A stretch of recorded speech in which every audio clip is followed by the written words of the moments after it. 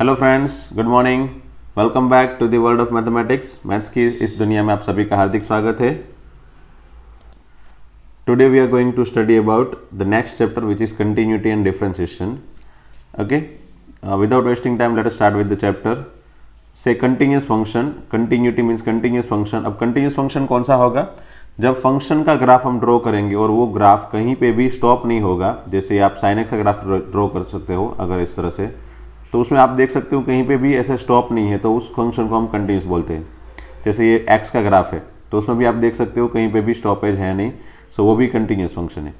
But ये 1/x का graph देखो, उसमें x = 0 के पास वो स्टॉप हो गया है ना, 0 के पास यहाँ से नीचे गया, फिर वहाँ से पेन को उठा के ऊपर लेके जाना पड़ा, फिर वहाँ से ग्राफ ड्रॉ करना पड़ा, तो वो डिसकंटिन्यूस हो गया। जैसे ये बॉक्स x है तो वहाँ पे एवरी इंटीजर पॉइंट पे ग्राफ को मुझे उठा उठा के ड्रॉ करना पड़ रहा है ना। तो जहाँ पे मैं पेन को उठा रहा हूँ वो पॉइंट पे हमेशा ही डिसकंटिन्यूटी होती है। बट हम क्वेश्चन को सॉल्व करने के लिए डेफिनेटली ऐसे ग्राफ हर बार तो सॉल्व नहीं करेंगे, हर बार तो ग्राफ नहीं ड्रॉ करेंगे। तो मेन 5 रास्ते हैं डिसकंटिन्यूटी वाले। उसमें पहला, दूसरा, तीसरा तो आपको पता होगा। Box x, fractional part of x, signum function of x, ये सभी हमेशा ही डिसकंटिन्यूस, हमेशा ही नहीं, ये x बिलोंग्स टू i पे, मतलब इंटीजर पॉइंट पे डिसकंटिन्यूस, बाकी सभी पे तो अगेन कंटिन्यूस है ना। कोई बंदा बोलेगा सर x = 1.5 पे क्या होगा, तो ये कंटिन्यूस है। 1.6 पे तो भी कंटिन्यूस, 1.555 पे वो भी कंटिन्यूस। बट अगर कोई बोलेगा x = 1 पे तो डिसकंटिन्यूस, 2 पे डिसकंटिन्यूस, 3 पे डिसकंटिन्यूस, ठीक है। तो एवरी इंटीजर के पास वो डिसकंटिन्यूस है, बाकी सभी पॉइंट पे तो ये भी अगेन कंटिन्यूस है।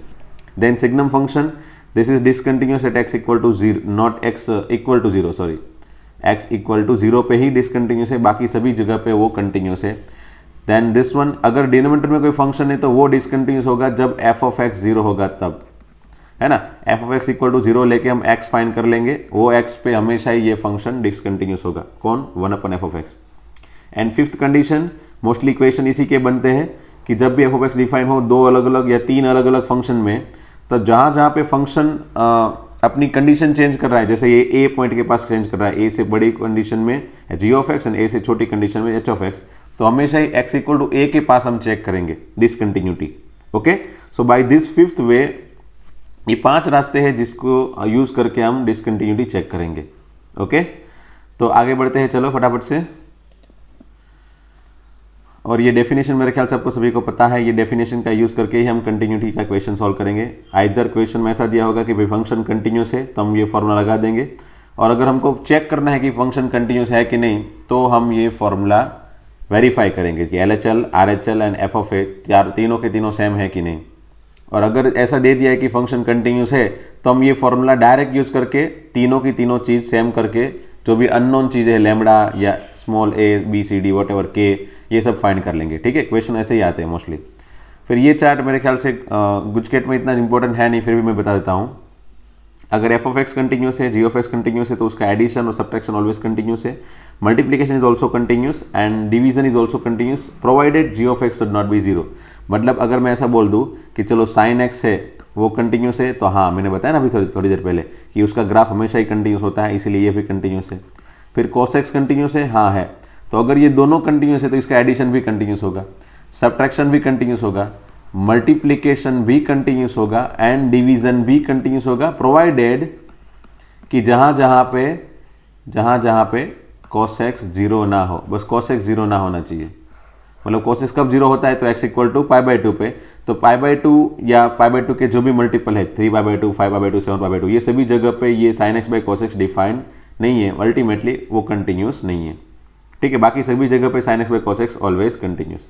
ठीक है, देन अगर डिसकंटिन्यूटी की बात की जाए कभी कभी, तो समझ लो sin x f(x) अगर कंटिन्यूस है और g(x) डिसकंटिन्यूस, मतलब दोनों में से कोई एक फंक्शन डिसकंटिन्यूस हो तो उसका summation subtraction is always discontinuous. Multiplication, तो मल्टीप्लिकेशन में हम कुछ कह नहीं सकते, that is what we need to check by using this. हम इसको चेक करके ही आप फाइनल आंसर बता सकते हैं। जैसे इसमें ऐसे क्वेश्चन दे दिया कि sin x cos x क्या है, कंटिन्यूस है या नहीं है, तो इसमें हम ये वाली कंडीशन चेक करने ही नहीं जाएंगे, आंखें बंद करके तुरंत आंसर दे देंगे कि sin x कंटिन्यूस है, हाँ है, cos x कंटिन्यूस है, हाँ है, तो दोनों कंटिन्यूस है तो उसका समेशन भी कंटिन्यूस होगा। या फिर sin x कंटिन्यूस है, हाँ है, फिर प्लस 1/x बाजू में अगर समझ लो ऐसा लिख दिया है sin x + 1/x, बराबर। तो साइन एक्स कंटिन्यूस है, हाँ है। 1/x कंटिन्यूस है, हाँ है, बट x इक्वल टू 0 के पास नहीं है। तो अगर x इक्वल टू 0 के पास उसने चेक करने के लिए बोला तो साइन एक्स कंटिन्यूस है, हाँ है। कॉस 1/x कंटिन्यूस है, नहीं है। तो इसका समेशन भी डिसकंटिन्यूस होगा। Continuous plus discontinuous, discontinuous for x equal to 0। But अगर मैं ऐसा बोल दूं कि x इक्वल टू 0 के पास साइन एक्स इंटू 1/x, तो मैं ऐसा नहीं लिख सकता भाई चलो ये कंटिन्यूस है और ये डिसकंटिन्यूस है तो इसका मल्टीप्लीकेशन डिसकंटिन्यूस होगा या फिर कंटिन्यूस होगा। That I can not write directly. For this I need to check this condition. बस ये याद रखो कि कंडीशन चेक कर करनी है, बराबर। हाँ, तो सभी जगह पे कंडीशन चेक करनी है एक्सेप्ट की कब, ये सब जगह पे अगर सभी कंटिन्यूस है, f of x is g of x, then addition, subtraction, multiplication, division continuous, no need to check for that. And f of x and g of x में दोनों में से किसी एक अगर डिसकंटिन्यूस है तो उसका समेशन सब्ट्रैक्शन डिसकंटिन्यूस है। मतलब ये सिर्फ फिक्स वाली कंडीशन हो गई इतनी। उसमें ये ऊपर वाली तीनों तो याद रह जाती है। अगर continuous then continuous, then summation continuous, subtraction continuous, multiplication continuous, division continuous. बस इसको अलग से याद रख लो कि अगर दोनों में से किसी एक को कंटिन्यूस रखना है और किसी दूसरे को डिसकंटिन्यूस होना है तो उसका समेशन या सब्ट्रैक्शन हमेशा ही डिसकंटिन्यूस आएगा। बाकी multiplication we can not say anything, division we can not say anything. अगर दोनों डिसकंटिन्यूस है then also multiplication, summation, subtraction, division कुछ भी नहीं कह सकते। तो उसको याद रखने की जरूरत ही नहीं है। कुछ नहीं कह सकते तो थोड़ी याद रखना है। बस कह क्या सकते हैं तो ये वाली चीज कह सकते हैं। डिसकंटिन्यूस कब है? स्पेशली जब उसका मल्टीप्लिकेशन एंड डिवीजन जब उसमें से दोनों में से कोई एक फंक्शन डिसकंटिन्यूस हो तो उसका समेशन सब्ट्रैक्शन डिसकंटिन्यूस है। बस इतना ही कहना है मुझे, ठीक है। जैसे मैं अगर बोल दूं कि 1/x प्लस 1/x² तो ये क्या होगा x इक्वल टू 0 के लिए, तो पता नहीं क्योंकि दोनों डिसकंटिन्यूस है ना, मुझे अभी पता नहीं है। I need to check with using this formula, ठीक है। तो चेक कब करना है बस वो आपको पता होना चाहिए। मुझे कब वो फॉर्मूला चेक यूज करना है और कब मुझे डायरेक्टली सोच लेना है, ठीक है। और ये नोट देख लो छोटी सी, every polynomial is continuous at every point.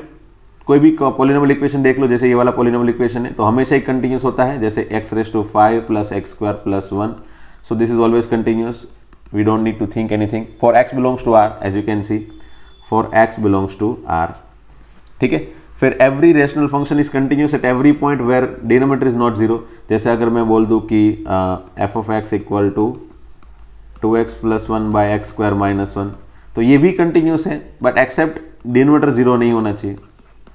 जहां पे डिनोमिनेटर 0 हो वहां पे ऑलवेज डिसकंटिन्यूस। बाकी हमेशा ही ये रैशनल फंक्शन ऑलवेज क्या होगा? कंटिन्यूस। फिर लॉगरिथमिक फंक्शन जैसे log x है, एक्सपोनेंशियल फंक्शन जैसे e⁻x है, ट्रिगोनोमेट्रिक फंक्शन जैसे sin x, tan x, cos x, वो सभी जहां जहां पे डिफाइन है वहां पे। जैसे tan x है तो x इक्वल टू π/2 पे तो डिफाइन ही नहीं है, बट π/2 के सिवा जहां पे डिफाइन है सभी जगह पे वो tan x कंटिन्यूस है ना। कोई बंदा बोलेगा वरना फिर सर ट्रिगोनोमेट्री में tan x भी आता है, tan x तो इनफाइनाइट हो जाता है कहीं पे, तो वहां पे डिसकंटिन्यूटी हो जाएगी ना। तो मैं बोलूंगा भाई वो डिसकंटिन्यूस ही है, बराबर है, बट tan x वहां पे डिफाइन ही नहीं है ना। तो मैं अगर tan x की बात करूं तो मैं tan x की बात कैसे करूंगा? तो मैं tan x के बारे में बोलूंगा ना, अगर tan x है तो फिर वो तो x belongs to r minus 2k plus 1 π/2 पे ही डिफाइन है। तो फिर वो वहां पे ही मुझे बोलना पड़ेगा ना उसका जो भी आंसर है वो, कि भाई tan x, तो tan x always continuous in their domain, हमेशा उसके डोमेन में कंटिन्यूस है, ठीक है। वो हमेशा उसके डोमेन में कंटिन्यूस है। फिर इनवर्स सर्कुलर फंक्शन जैसे sine inverse, cos inverse, tan inverse, वो सभी हमेशा ही continuous. Modulus of x always continuous. So these all are continuous in their domain. यहाँ पे स्पेशली लिखा ही है, देखो, ठीक है।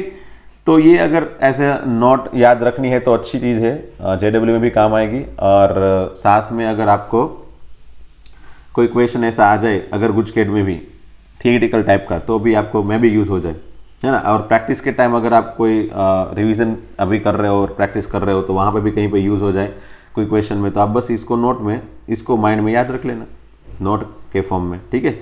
चलो ये क्वेश्चन थोड़े बहुत सॉल्व करते हैं ताकि आपकी प्रैक्टिस वापस एक बार याद आ जाए फिर से।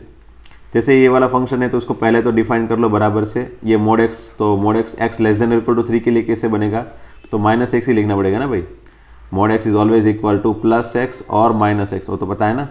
प्लस एक्स कब लिखना है? जब x पॉजिटिव हो तब, और जब x नेगेटिव हो तो -x लिखना है, ये हमेशा हमको याद है। तो ये mod x की वैल्यू क्या लिखेंगे? +x या -x? तो यहाँ पे क्लियर कट उन लोग ने लिखा है कि x तो नेगेटिव है, तो कंप्लीटली हमको पता है कि यहाँ पे -x लिखना है, फिर -2x एंड देन 6x + 2। अब कंडीशन वापस एक बार लिख लो,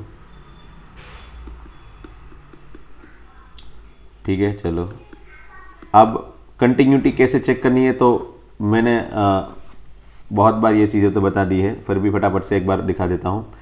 f(-3) positive limit and f(-3) negative limit, दोनों फाइंड करनी है। पॉजिटिव मतलब कौन सा, ये पॉजिटिव वाला रास्ता है ना, ये पॉजिटिव वाला रास्ता होगा, और ये नेगेटिव वाला, -3 नेगेटिव वाला मतलब रास्ता ये, ठीक है। तो अगर मैं नेगेटिव की बात करूँ तो इसमें ये फंक्शन है, ये फंक्शन में x की वैल्यू रख दो -3, तो रख दिया। चलो -(-3) that is +3 +3 that is 6 and -3 positive वाले केस में, पॉजिटिव वाला केस मतलब ये, उसमें फंक्शन की जगह में अगर x की जगह -3 रखूँ तो -2 -3 दैट इज अगेन 6। सो ये अगर दोनों के आंसर सिमिलर है देन वो कंटिन्यूस, दैट्स ऑल, ज़्यादा सोचना ही नहीं है, ठीक है। फिर नेक्स्ट 3 के पास है ना, मैंने बताया ना, जहाँ जहाँ पे फंक्शन अपनी लिमिट चेंज कर रहा है वहाँ पे मुझे चेक करना है, बाकी सभी जगह पे चेक करने की जरूरत है नहीं। तो 3 पॉजिटिव एंड 3 नेगेटिव, तो कौन सा 3 पॉजिटिव होगा भाई, ये 3 पॉजिटिव वाला केस है और ये 3 नेगेटिव वाला केस है। 3 पॉजिटिव वाला केस में फंक्शन ये है, उसमें x की जगह रख दो 3, क्या हो जाएगा आंसर भाई, 18 + 2 दैट इज 20। और 3 माइनस वाले केस में x की जगह अगर नेगेटिव रखूंगा तो सॉरी x की जगह 3 रखूंगा तो हो गया -6। सो ये दोनों के आंसर डिफरेंट है, इसीलिए ये डिसकंटिन्यूस है। तो आंसर क्या हो गया, at x = 3 this function is discontinuous, खत्म, ठीक है। फिर अब फटाफट से मैं जाऊंगा, x = 3 के पास चेक करना है और लिख दिया है कि ये फंक्शन कंटिन्यूस है, तो f(3 + f(3 - f(3)। मैंने बताया ना, जब कंटिन्यूस ऐसा लिख दिया है तो ये फॉर्मूला पहले ही लिख लो, और अगर नहीं लिखा है, चेक करना है, तो मुझे ये वेरीफाई करना है, 3 + 3 - ये सब कुछ। अगर उसने लिख दिया कि वो कंटिन्यूस है देन हमको सिर्फ ये फॉर्मूला डायरेक्टली लिख देना है, देन इसी फॉर्मूला के अंदर वैल्यू रखती जानी है। जैसे 3+ में कौन सी कंडीशन, 3+ मतलब ये, उसमें x की जगह रखो 3, फिर 3 - मतलब कौन सी कंडीशन, ऊपर वाली, उसमें x की जगह रखो 3, और f(3) मतलब कौन सा हुआ, वो भी यही हुआ है ना, =3 के लिए भी यही केस है, तो वो मैंने यहाँ पे ऑलरेडी ले लिया है, so I don't need to take twice, दूसरी बार लेने की जरूरत है नहीं। देन बस ये हो गया, 3b = 3a - 2, या फिर 3a - 3b = 2, या फिर a - b = 2/3। तो ये हो गया relation between a and b, जो कि हमको फाइंड करना था, ठीक है। देन अगेन लैम्बडा फाइंड करो, अगर ये फंक्शन कंटिन्यूस है तो x = 0 पे, तो अगर x = 0 पे कंटिन्यूस है तो f(0 + = f(0 - ठीक है। तो f(0 + में क्या होगा, lambda × 0 - 0 = 4 × 0 + 1, so this become 0 × lambda है ना, तो ये तो 0 हो जाएगा, and that is = 4 which is always not possible. 0 = 1 is always not possible. It means what, कि लैम्बडा की कोई भी वैल्यू के, लैम्बडा बिलोंग्स टू r के लिए, for lambda belongs to r के लिए ये दोनों तो चीज़ें इक्वल है ही नहीं, मतलब ये कंटिन्यूस ही नहीं है। तो for lambda belongs to r f(x) is not continuous at x = 0। या फिर दूसरी तरह से लिखना है तो क्या लिख सकते हैं कि भाई लैम्बडा की कोई वैल्यू है ही नहीं ऐसी, लैम्बडा क्या बोल सकते हैं, there is no value of lambda, या फिर लैम्बडा = 5 है ना, there is no such value of lambda belongs to r, there is no such value of lambda for which this function is continuous. Lambda की कोई value ऐसी मिली ही नहीं मुझे जिसके लिए ये फंक्शन कंटिन्यूस हो, ठीक है। And what about continuity at x = 1, तो कंटिन्यूटी एट x = 1 मतलब मुझे सिर्फ ये कंडीशन चेक करनी है x = 1 के लिए, तो वहां पे तो ये कंटिन्यूस ही होगा, है ना, क्योंकि 4x + 1 है, 4x + 1 है मतलब polynomial function, and polynomial function तो हमेशा ही कंटिन्यूस है, तो फिर ये ऑब्वियसली x = 1 पे भी कंटिन्यूस ही होगा, है ना। तो ये हमारा आंसर क्या हो गया इसमें, कि ये तो हमेशा ही कंटिन्यूस है, तो x = 1 पे भी कंटिन्यूस। तो मतलब मैं अगर लैम्बडा की वैल्यू 1 रखूँ या 2 रखूँ या 3 रखूँ, उससे इसको क्या फर्क पड़ने वाला है। सो मैं क्या लिखूंगा इसका आंसर लिखूंगा, for lambda belongs to r this function is continuous at x = 1, है ना। This function is continuous at x equal to 1। ये क्वेश्चन थोड़ा ट्विस्टेड था। थियोरेटिकल क्वेश्चन बनाने में अगर हमको थियोरेटिकल क्वेश्चन छोटा सा एमसीक्यू बनाना है तो हमको मज़ा आएगा सही में। ऐसे ही मतलब ट्विस्टेड ऑप्शन देख के आपको कंफ्यूज कर सकते हैं, but you should have to know all the concept which are always working in this continuity chapter. Okay, फिर मेरे ख्याल से ये सब कुछ पता है आपको। अगर ये फंक्शन कंटिन्यूस है तो के फाइंड करो, और कुछ नहीं लिखा है, के फाइंड करो। अगर कंटिन्यूस है तो बस F of pi by two equal to limit X tends to pi by two F of X. अब मैंने ये वाला क्यों लिख लिया भाई, वो वाला क्यों नहीं लिखा? Pi by two plus equal to F of pi by two minus equal to F of pi by two. Actual में वो वही है। F of pi by two तो हो गया, ये हो गया। फिर ये दोनों मिला के L H L equal to R H L हो गया, तो ये दोनों मिला के यही हुआ ना, बस तो वही है ये। बस अगर क्योंकि इसमें प्लस एंड माइनस के लिए डिफरेंट कंडीशन है नहीं, पाई by two plus and pi by two minus दोनों यहीं पे आ गए, इसलिए मैंने दोनों को एक ही लिख लिया। ठीक है, तो कब मुझे एक ही लिखना है? जब पाई by two plus and pi by two minus दोनों के लिए सेपरेट कंडीशन ना आए तब। तो जब x equal to X tends to pi by two होगा तब ये एक के cos X by pi minus two x.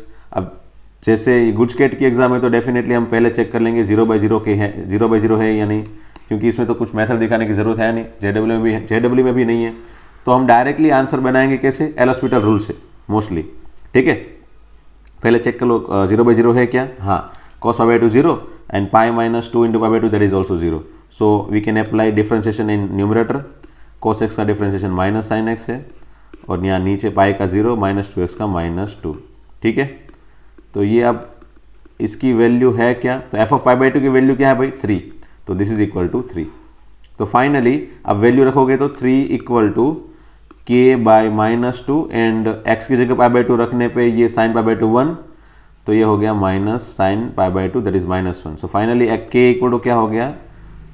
2 3 जा 6, तो के इक्वल टू 6, ये आंसर। ठीक है, चलो फिर आगे बढ़ते हैं।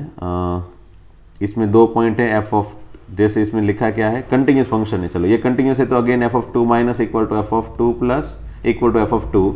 2 माइनस के लिए ये फंक्शन, उसमें x की जगह 2a प्लस 2 प्लस के लिए ये वाला है, 2 माइनस के लिए ये वाला है। तो 2 माइनस के लिए मुझे ऊपर वाला लिखना पड़ेगा ना।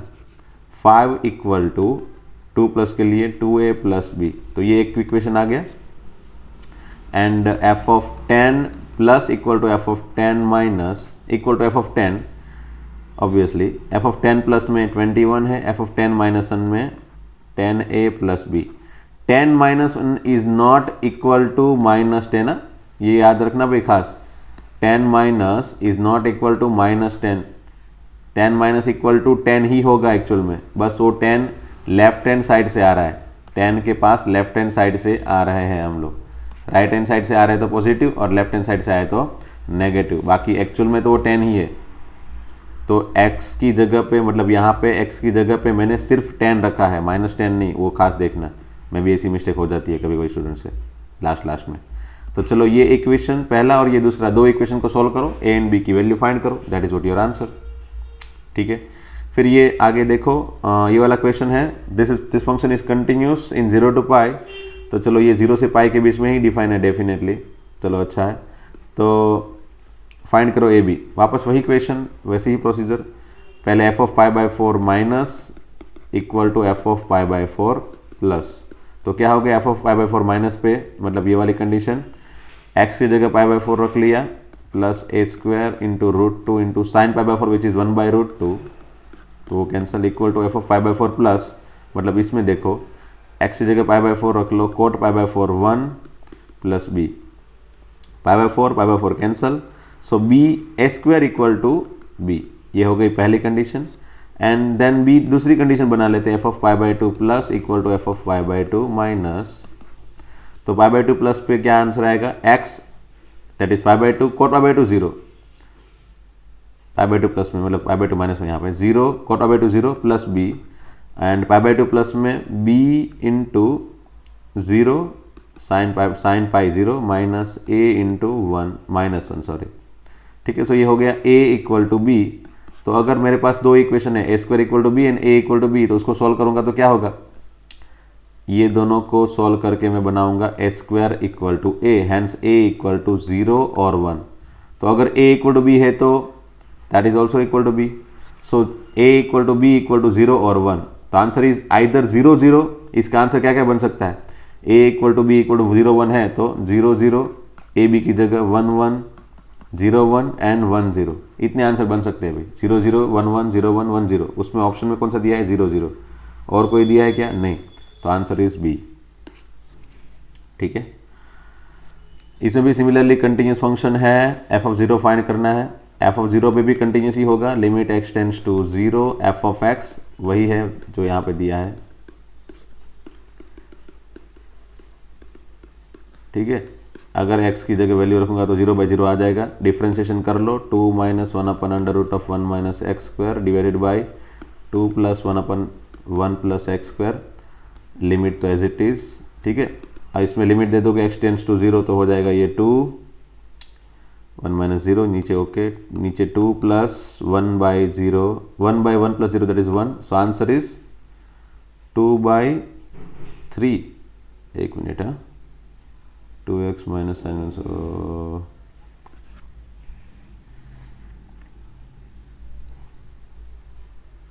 सो ऊपर 2 माइनस 1, ये 2 - 1 ऊपर आएगा, so answer is 1/3। Okay, so option number B. इसमें कोई बंदा सोच सकता है ना, ये साइन इनवर्स x/x यहाँ पे ऐसा भी सोच सकता है कि चलो मैं इसको x से डिवाइड कर लो तो क्या होगा, पूरे के पूरे को, हाँ भाई, ऊपर नीचे पूरे में x से डिवाइड कर लो तो ये ऐसा हो जाएगा। अब ये फॉर्मूला हो गया है ना, sine inverse by x equal to 1, tan inverse by x equal to 1, तो आंसर क्या हो गया, देखो 2 - 1 डिवाइड बाई 2 + 1, आंसर इज 1/3। सो अगर फॉर्मूला पता है तो ठीक है, वरना मैंने बताया ना, L hospital rule is always work, है ना, एल हॉस्पिटल रूल तो हमेशा ही वर्क करेगा। ठीक है, अब थोड़े बहुत क्वेश्चन मैंने यहाँ पे रखे, एक आध क्वेश्चन बचा, चलो ये वाला कर लेना। अब डिफरेंशिएबिलिटी में आपको पता है कि अगर x इक्वल टू ए के पास पॉजिटिव साइड से डिफरेंशिएशन करोगे या फिर नेगेटिव साइड से डिफरेंशिएशन करोगे, अगर सेम आंसर आता है तो डिफरेंशिएशन पॉसिबल है, और उसका फॉर्मूला ये है। अब ये जो फॉर्मूला का लिस्ट है वापस एक बार अगर नहीं याद है तो एक बार देख लो। ठीक है, चलो डिफरेंशिएशन के टॉपिक में सबसे पहला टॉपिक था चेन रूल का, याद होना चाहिए मेरे ख्याल से। तो कैसे सॉल्व करते थे ये, जैसे इसका डिफरेंशिएशन फाइंड करना हो तो पहले बार का, तो साइन का, फिर कॉस x² + 5 इंटू, फिर अंदर वाले का करते थे x² + 5 का, तो x² का 2x और 5 का 0, तो आंसर आ गया। सेकंड करते हैं, जैसे कोस साइन x है तो पहले बार का डिफरेंशिएशन किया, तो कोस का साइन अंदर का एज इट इज, फिर बाहर वाले का मतलब अंदर वाले का साइन x का, फिर कोस x। तो वैसे बाय यूजिंग चेन रूल मेरे ख्याल से आपको तो सभी को ये आदत हो गई है, ये भी हो जाएगा। चलो फोर्थ एक बार देख लेते हैं, पहले सेक का किया। ठीक है, तो सेक का क्या होगा, sec x tan x, sec x tan x, sec x tan x। जैसे आपने नोटिस किया सेक अंदर का एज इट इज, है ना, tan फिर अंदर का एज इट इज, ये हो गया मेरा सिर्फ सेक का काम खत्म। फिर ये मैंने अंदर का tan x का किया, tan का क्या होगा, sec² x अंदर का एज इट इज। ठीक है, देन रूट x का मेरे ख्याल से आपको याद होगा 1/2 रूट x। ठीक है, तो इस तरह से by using chain rule we can find the differentiation of any composite function. ठीक है, फिर ये इम्प्लिसिट फंक्शन, ये भी मेरे ख्याल से आपको याद होगा, इम्प्लिसिट फंक्शन में dy/dx कैसे फाइंड किया जाता है। जैसे अगर मैं पहला क्वेश्चन ले लूँ तो 2x का, आप डायरेक्टली डिफरेंशिएट करो इसको, 2x का 2, 3y का 3 इंटू dy/dx, है ना, इक्वल टू साइन x का cos x, फिर dy/dx को सब्जेक्ट बना लो, आंसर आ जाएगा। ठीक है ना, जैसे मैं चलो दूसरा कोई लेता हूँ, से फोर्थ ले लेता हूँ, तो एक्स वाई का पहले x, y का dy/dx, मल्टीप्लिकेशन का रूल लगा देता हूँ, x एंड y का, x dy/dx plus y into x का डिफरेंशिएशन 1 प्लस y² का 2y dy/dx equal to tan x का sec² x plus again dy/dx। अब बस dy/dx को सब्जेक्ट बनाना है, तो सभी dy/dx एक तरफ लेके आया मैं, x plus 2y minus 1 equal to sec² x minus y। फिर इसको मैं इसके नीचे लेके जाऊंगा तो आंसर आ जाएगा। So by that way we can easily find differentiation for any implicit function. Okay, और ये वाला भी क्वेश्चन फेमस था उसमें इम्प्लिसिट फंक्शन में। जैसे अगर मैं बोलूँ कि चलो पहला वाला क्वेश्चन करता हूँ ये वाला को, तो इसमें आप नोटिस करो क्या कि ये तो कुछ जाना पहचाना फॉर्मूला बन रहा है, तो उसमें x की जगह कुछ एज्यूम करने पे हो जाता है क्या, तो x की जगह मैं tan थीटा एज्यूम कर लेता हूँ, तो ये बन जाता है 3 tan theta minus tan cube by 1 minus 3 tan square. तो वो तो फॉर्मूला हो गया ना tan 3 थीटा का। तो ठीक है, तो मैंने अगर x equal to tan theta assume किया तो सबसे पहले मुझे कंडीशन चेक करनी है कि ये कंडीशन के हिसाब से मेरा थीटा क्या बन रहा है, क्योंकि पहले x के फॉर्म में था फिर बाद में मैं थीटा के फॉर्म में लेके आऊंगा ना, तो थीटा क्या बन रहा है, तो मैं इसमें पहले थीटा बना लेता हूं, x की जगह लिख लेता हूं मैं tan थीटा।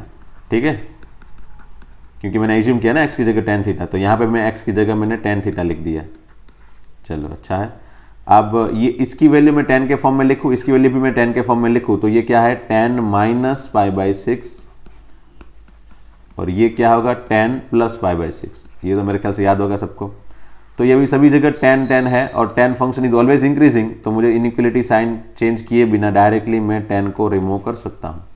तो मेरे पास थीटा आ गया माइनस पाई बाई 6 के पाई बाई 6। तो मैंने बताया ना पहले x की लिमिट थी, पहले मेरे पास x की लिमिट थी, अब मेरे पास थीटा की लिमिट है। ठीक है, चलो मैं रख देता हूं अब वैल्यू फंक्शन के अंदर y equal to tan inverse 3 tan theta minus tan cube theta divided by 1 minus 3 tan square theta. तो मैंने बताया ना ये तो फॉर्मूला है किसका, tan 3 थीटा। अब tan इनवर्स tan कैंसिल करने के टाइम अगर मुझे पता है कि tan इनवर्स tan कैंसिल करना है, तो मैं क्या हमेशा ही देखूंगा कि ये 3 थीटा कहाँ पे होना चाहिए। 3 थीटा ऑलवेज बिलोंग्स टू क्या होना चाहिए, minus pi by 2 to pi by 2 होना चाहिए, उसके अंदर होना चाहिए, इसके बाहर नहीं आना चाहिए। इसके अंदर समझ लो माइनस पाई बाई 4 से लेके पाई बाई 4 आ गया, या फिर 0 से पाई बाई 4 की भी वैल्यू आ रही है इसकी तो भी चलेगी, बट उसके बाहर नहीं आनी चाहिए। तो जैसे यहाँ पे मैं देखने जाऊँ को दोनों तीनों साइड 3 से मल्टीप्लाई कर लूँ मैं, तो ये क्या हो गया minus pi by 2 less than 3 theta less than pi by 2। Okay, ये तो कंडीशन सेटिस्फाई हो गई। तो अगर ऐसा हो रहा है तो मैं tan इनवर्स tan को निकाल के 3 थीटा लिख सकता हूं। तो ये याद आ गया आपको, पहले वापस y इक्वल टू 3 थीटा हो गया। अब मैं फाइंड कर लेता हूं dy बाई डी थीटा भी फाइंड करना है। चलो पहले वापस x के फॉर्म में चले जाए। थीटा की वैल्यू क्या हो सकती है, तो यहां से थीटा की वैल्यू बना लो, थीटा को सब्जेक्ट बनाओगे तो tan उस तरफ जाएगा तो इनवर्स हो जाएगा tan इनवर्स x। तो finally theta equal to tan inverse x। तो अब dy बाई डी एक्स क्या होगा, तो 3 into 1/1 plus x square, tan inverse x का डिफरेंशिएशन। 3 तो कांस्टेंट है, मल्टीप्लिकेशन में एज इट इज रहेगा। ठीक है, सो यहाँ पे हमने क्या नोटिस किया भाई, यहाँ पे हमने नोटिस एक चीज कंप्लीटली की कि अगर मैं डायरेक्ट डिफरेंशिएशन करने जाता तो इसका फॉर्मूला तो बहुत ही बड़ा बन जाता ना। समझ लो अगर मैं डायरेक्ट डिफरेंशिएशन करने जाता तो ऐसा हो जाता ना, D by D x equal to 1/1 plus फिर x की जगह पूरा का पूरा ये लिखना है ना, पूरा का पूरा यहाँ पे ये लिखना है। फिर उससे तो काम खत्म नहीं होगा, फिर इसका डिफरेंशिएशन अलग से D by D x of this one. इसमें अगेन वापस डिवीजन रूल ये सब बहुत बड़ा मतलब कॉम्प्लेक्स प्रोसेस हो जाता है। So if you don't want to apply this kind of big procedure, you can assume, आप एज्यूम करके आगे बढ़ सकते हो। ठीक है, तो इस तरह से क्वेश्चन सॉल्व कर सकते हैं। अगर मैंने सेकंड को सॉल्व करने की कोशिश की समझ लो, तो उसमें x क्या एज्यूम करेंगे, मैं क्या एज्यूम करूंगा मैं, तो उसमें मैं x एज्यूम करूंगा मैं, आपको नोटिस करना है फॉर्मूला। तो किसमें x equal to tan theta assume करने पे 1 minus tan square by 1 plus tan square cos two theta का फॉर्मूला है, तो इसमें भी x equal to tan theta assume करके ही जाना है। सिमिलरली ये कंडीशन वापस एक बार दिखाता हूँ कैसे बनानी है। x की जगह tan थीटा लिख लिया। अब मैंने बताया ना 0 तो tan की वैल्यू 0 एंड 1 तो tan की वैल्यू tan पाई बाई 4 1 हो जाता है। अब मैंने बताया ना अगर tan इंक्रीजिंग फंक्शन ही है जैसे, तो ऑलवेज हम tan को रिमूव कर सकते हैं विदाउट चेंजिंग इनइक्वलिटी। सो ये हो गया 0 से पाई बाई 4 थीटा। अब वापस इसी तरह से क्वेश्चन को सिंप्लीफाई कर लो, आंसर आ जाएगा। ठीक है, exponential and logarithmic functions. Exponential and logarithmic function में मेरे ख्याल से आपको याद ही होगा e रेज़ टू x का differentiation e raise to x है और log x का डिफरेंशिएशन 1/x है। तो इस तरह के क्वेश्चन में मेरे ख्याल से कोई दिक्कत होगी तो नहीं। एक बार मैं पहला क्वेश्चन कर लेता हूँ। चलो d by D x of e raise to x by sine x. तो कैसे करना है, सबसे पहले डिवीजन रूल। तो डिवीजन रूल में नीचे वाले का डिनोमिनेटर का हमेशा ही स्क्वायर, फिर डिनोमिनेटर एज इट इज ऊपर वाले का डिफरेंशिएशन देन ऊपर वाला एज इट इज नीचे वाले का डिफरेंशिएशन। हो गया ये आंसर। कभी भी मैं डिवीजन रूल अप्लाई करूँ ना तो मैं क्या करता हूँ, हमेशा ही आपको याद होना चाहिए, मैं हमेशा ही क्या करता हूँ याद रखने के लिए कि पहले नीचे वाला ही लिख लेता हूँ टर्म, उसका स्क्वायर लिख लेता हूँ, फिर नीचे वाला मैंने लिखा तो इसलिए नीचे से ही स्टार्ट किया उसको एज इट इज लिख के, फिर ऊपर वाले का differentiation e raise to x का डिफरेंशिएशन माइनस, अब तो फिर सीक्वेंस बैठ गई, अगर नीचे वाला एज इट इज रखा है तो फिर ऊपर वाला एज इट इज रखना पड़ेगा बाद में, देन नीचे वाले का differentiation that is cos x। तो ये सीक्वेंस याद रखना, डिवीजन रूल अप्लाई करने में कभी कभी दिक्कत हो जाती है स्टूडेंट को, ठीक है। बाकी मेरे ख्याल से कोई क्वेश्चन ऐसा है नहीं। चलो 7th वन एक बार कर लेते हैं। 7th under root of e raise to root x. चलो ठीक है, तो अगर मैं डायरेक्टली भी करने जाऊं तो पहले तो बाहर के रूट का अगर मैं डिफरेंशिएशन करूं तो क्या होगा 1/2 अंडर रूट ऑफ, फिर वो एज इट इज जो भी है वो, ठीक है। फिर मैं अंदर वाला ये जो है उसका डिफरेंशिएशन करने जाऊंगा तो e raise to root x का differentiation e raise to root x as it is, फिर अंदर रूट एक्स है उसका differentiation 1/2 root x.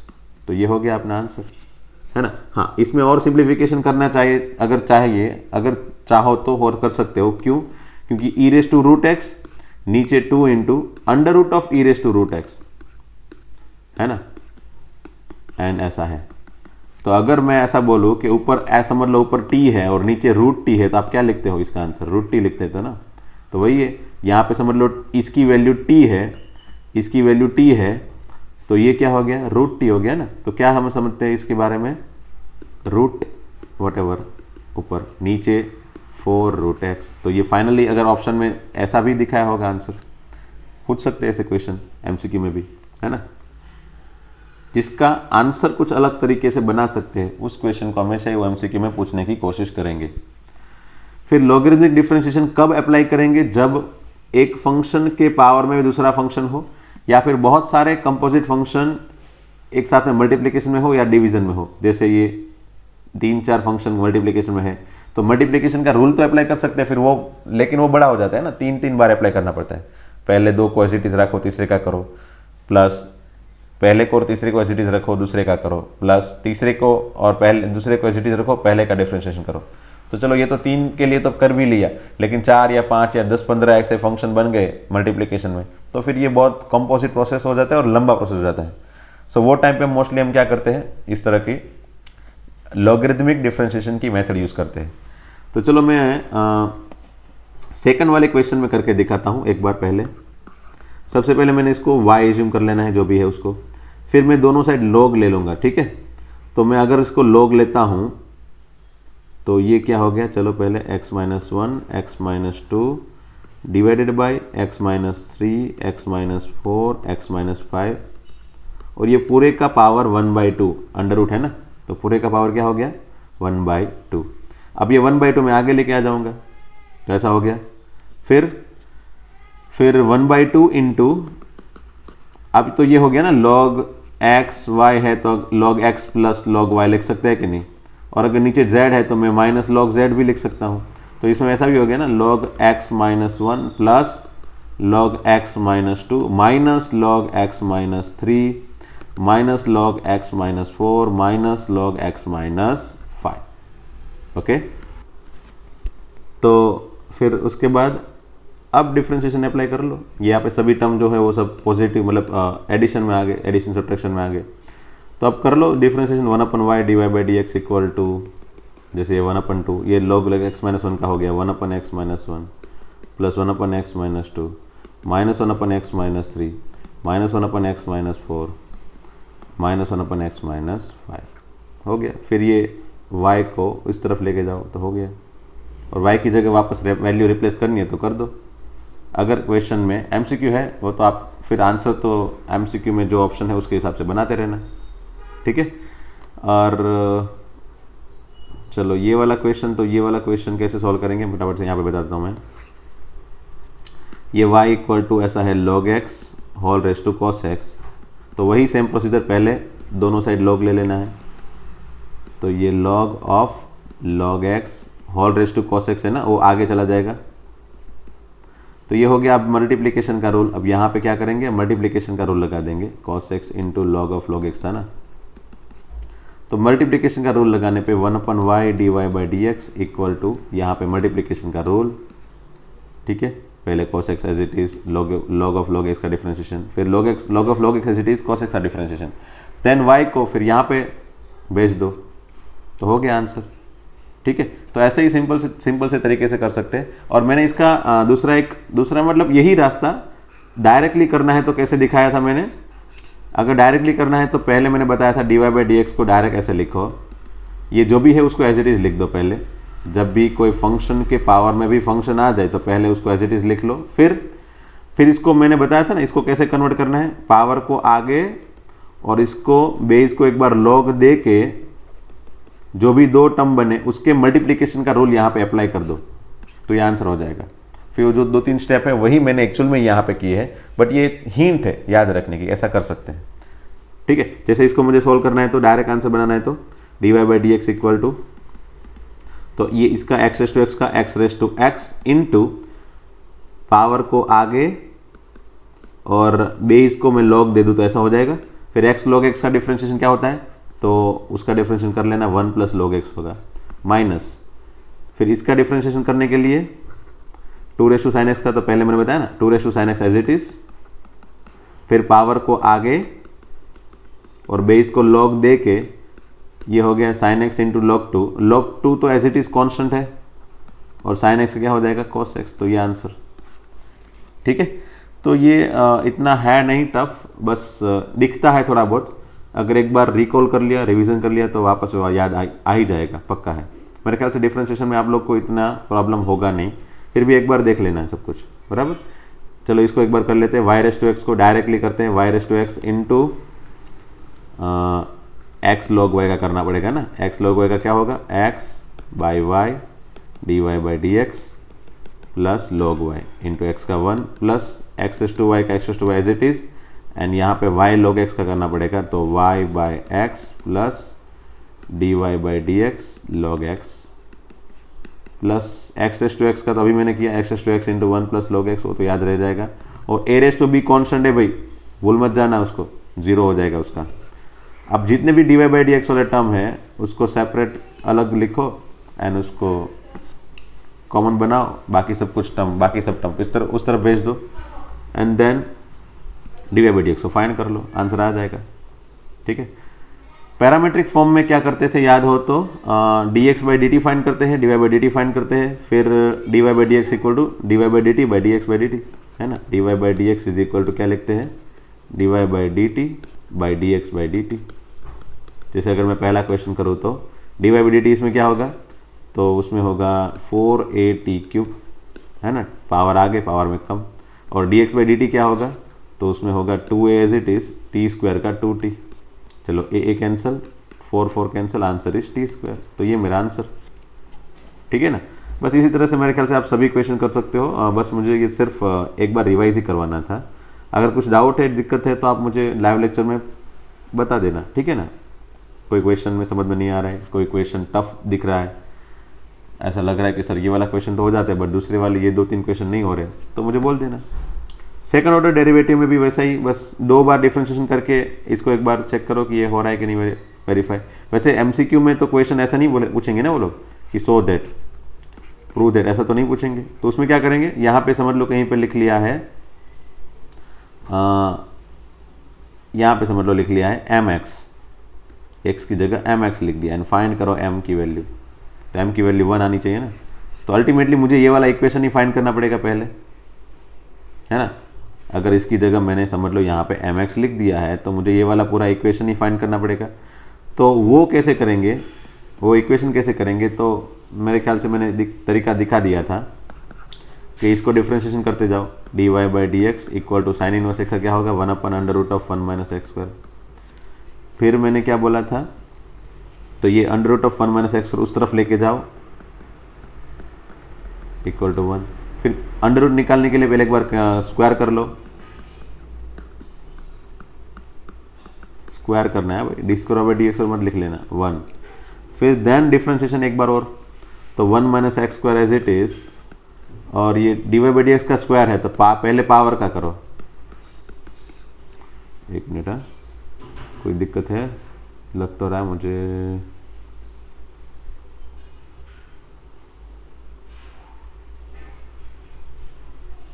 dy/dx equal to 1/√1 minus x square. चलो कोई बात नहीं होगी, आगे देखते अगर होगी तो देख लेंगे।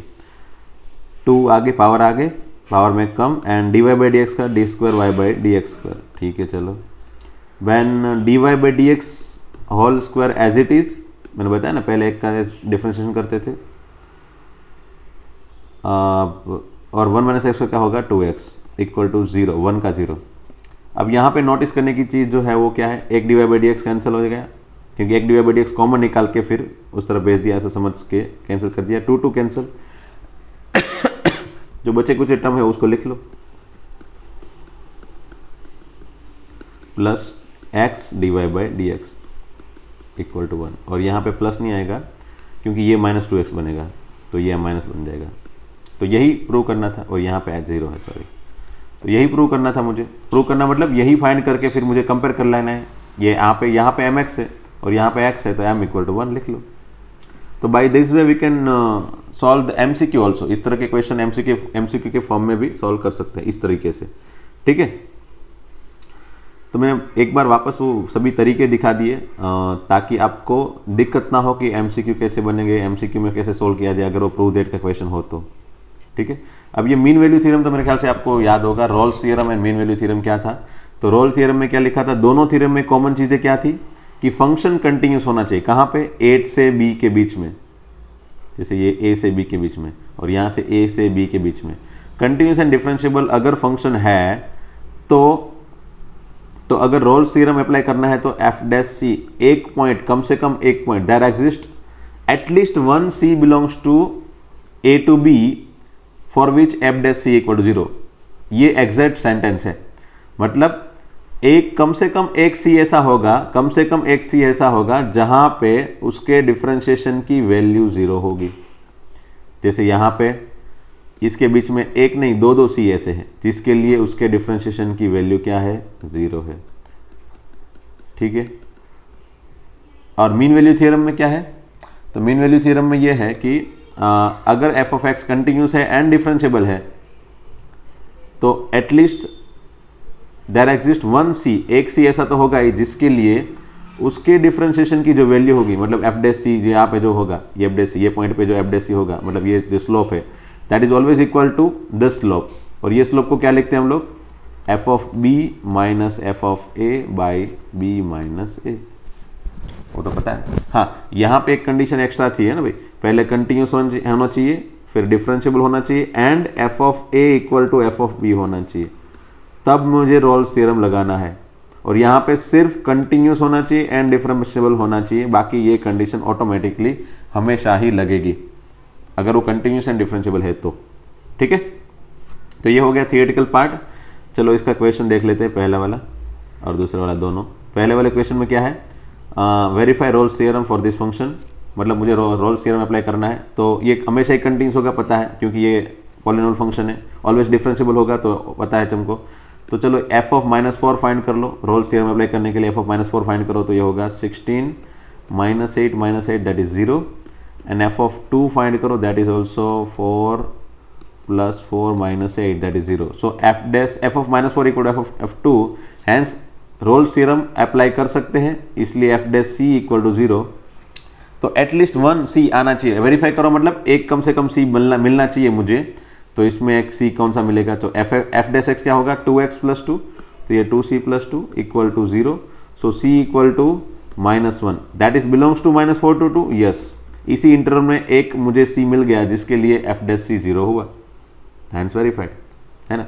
और एग्जाम में क्वेश्चन c की वैल्यू पूछेंगे कि find value for which this Rolle's theorem verified, है ना। c की वैल्यू पूछेंगे जिसके लिए f' 0 होगा वो, ठीक है। सेकंड में क्या है, MCQ में मतलब खास, ठीक है। इसमें अगेन एक पॉलिनोमियल फंक्शन है, तो अगर पॉलिनोमियल फंक्शन है तो उसमें continuity and differentiability always work करेगी। और ये a to b क्या है, तो वो 1 to 4 है क्योंकि लिखा है where a equal to 1 and b equal to 4, so this is 1 to 4, okay. So now if you want to apply mean value theorem, just we need to check f is continuous and differentiable, that's all। f of 1 and f of 4 equal हो ऐसा जरूरी है नहीं, directly हमको क्या apply करना है, f' equal to F of b which is f of 4 minus f of 1 by 4 minus 1। ठीक है, चलो अप्लाई करते हैं। इसमें डिफ्रेंशिएशन, इसका डिफ्रेंशिएशन एफ डैश एक्स क्या होगा 2x माइनस 4, तो ये हो गया 2c minus 4 equal to F of 4 की वैल्यू क्या होगी भाई 4 square 16 minus 4 4 that 16 minus 3 and F of 1 की वैल्यू क्या होगी तो 1 माइनस 4 माइनस 3 डिवाइडेड बाय 3। तो मुझे एटलीस्ट सी एक ऐसा मिलना चाहिए जिसके लिए ये 1 to 4 के अंदर आंसर, मतलब वो सी इसके अंदर बीच में आना चाहिए कम से कम एक सी। तो देखिए सी 2c माइनस 4 इक्वल टू, पहले इसका कैलकुलेशन 16 16 कैंसल, माइनस 3, फिर ये 1 minus 4 minus 3 minus 3 minus 6 plus 6 by 3, तो ये हो गया 6 minus 3 that is 3 by 3 that is 1। So c equal to 5 by 2। Is it belongs to 1 to 4? Yes. तो 1 से 4 के बीच में एक सी मुझे मिल गया, हैंस वेरीफाइड हो गया, मीन वैल्यू थ्योरम सही है, इसके लिए अप्लाई होगा।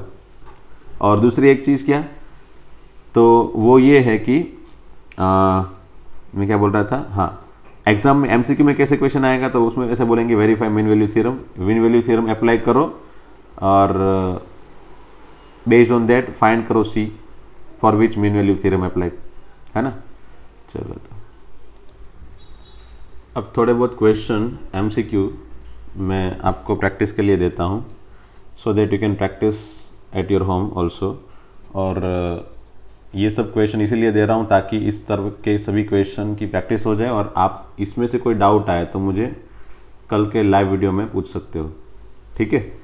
So if possible solve all the questions which I am giving you right now.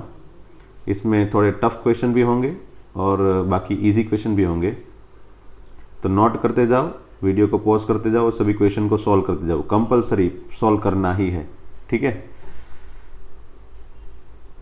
क्योंकि ये जो क्वेश्चन मैं अभी दिखा रहा हूँ वो सब क्वेश्चन अभी मोस्ट इंपॉर्टेंट बोल सकते हैं, क्योंकि इस तरह के क्वेश्चन पूछने की पॉसिबिलिटी ज़्यादा है, ठीक है।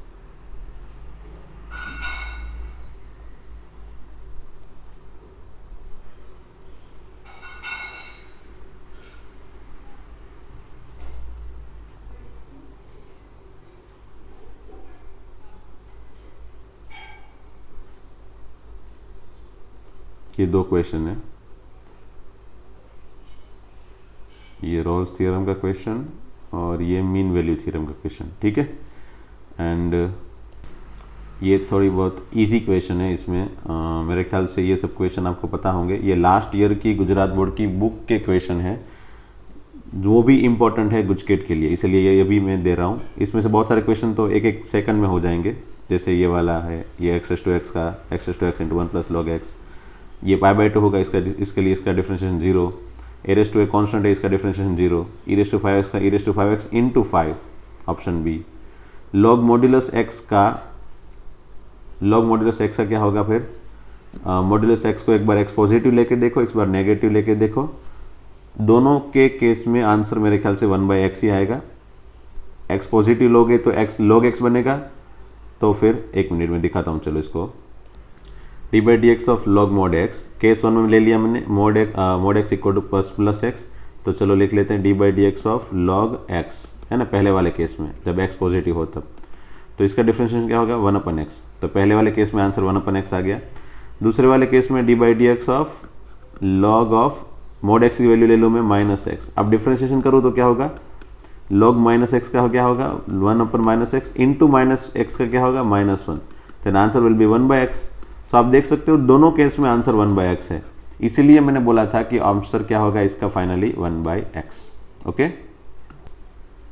तो ये ऑप्शन बी 1/x। कभी कभी बाई चांस वो लोग 1/mod x, मतलब स्टूडेंट 1/mod x लिख लेते हैं, but the answer should be 1/x, है ना। एंड आप बाकी सब क्वेश्चन भी इजी ही है, देख लेना साथ में, जैसे 9th 10th ये सब कंटिन्यूटी के क्वेश्चंस, इसमें कोई क्वेश्चन ऐसा है ही नहीं जो टफ हो, बस वही 12th वाला question 1/log mod x, case 1 case 2 दोनों लेके चेक कर लेना, इसमें भी आप सिमिलर तरीके से आंसर बना सकते हो। कोई क्वेश्चन में दिक्कत आए तो मुझे बोलना, और हाँ ऐसा नहीं सोचना कि ये 2 मार्क्स वाले क्वेश्चन है तो 2 मार्क्स में ही पूछेंगे। एमसीक्यू ऐसा नहीं है कि चलो 1-1 मार्क्स वाले 15 क्वेश्चन है तो गुजकेट में यही क्वेश्चन पूछेंगे वो लोग बड़े क्वेश्चन भी पूछ सकते हैं गुजकेट में, बराबर, क्योंकि 1 घंटे में टोटल 40 क्वेश्चन ही सॉल्व करने हैं, 50 नहीं करने हैं। सो वो लोग 2 मार्क्स या 3 मार्क्स वाले क्वेश्चन भी पूछ सकते हैं। तो ये सब क्वेश्चन को नोट करते जाओ और सॉल्व करते जाओ, ठीक है। कोई क्वेश्चन में दिक्कत आ रही है तो मुझे बोलना, जैसे ये 21 क्वेश्चन नंबर है उसमें दिक्कत आ सकती है, मुझे बोलना अगर है तो। बाकी तो मेरे ख्याल से इतना है नहीं टफ। यहाँ पे tan इनवर्स x की जगह y ले लेना या फिर t ले लेना, तो ये d by D x of t by 1 plus T, उसका डिफ्रेंशिएशन करना है विथ रिस्पेक्ट टू t। तो वो इतना टफ नहीं है, एक बार सोचना, अगर नहीं हो रहा है तो मुझे बोलना। ये क्वेश्चन मैंने क्लास में सॉल्व करवाया था, d square x by d y square, कैसे सॉल्व करना था याद करना, नहीं याद आ रहा है तो मुझे बोलना। ये वापस मीन वैल्यू थ्योरम के क्वेश्चन आ गए 3-4, ठीक है। ये 4 मार्क्स का क्वेश्चन पूछने की पॉसिबिलिटी कम है, फिर भी एक बार कोशिश कर लेना ताकि प्रैक्टिस हो जाए वापस, है ना। ये बुक के मैंने ये जो 40 क्वेश्चन इसीलिए दिए है कि कोई स्टूडेंट के पास अभी फिलहाल ये बुक नहीं है, और मैं भी उसको याद भी नहीं है कि चलो लास्ट पुरानी गुजरात बोर्ड की बुक के एमसीक्यू भी सॉल्व कर ले, ताकि गुजकेट वाले पेपर में काम आ सके, इसलिए मैंने ये वाले क्वेश्चन भी दे दिए। नाउ ऑनवर्ड्स में सभी चैप्टर में ये सब क्वेश्चन को लास्ट में दे ही दूंगा, ताकि आप लोग वीडियो के एंड में ये सब क्वेश्चन नोट करके सॉल्व कर सको, और उसके भी डाउट हम सॉल्व कर सकते, ठीक है। चलो मिलते हैं दोस्तों नेक्स्ट लेक्चर में, तब तक thank you very much. Practice करते रहो और आगे बढ़ते रहो, है ना। चलो।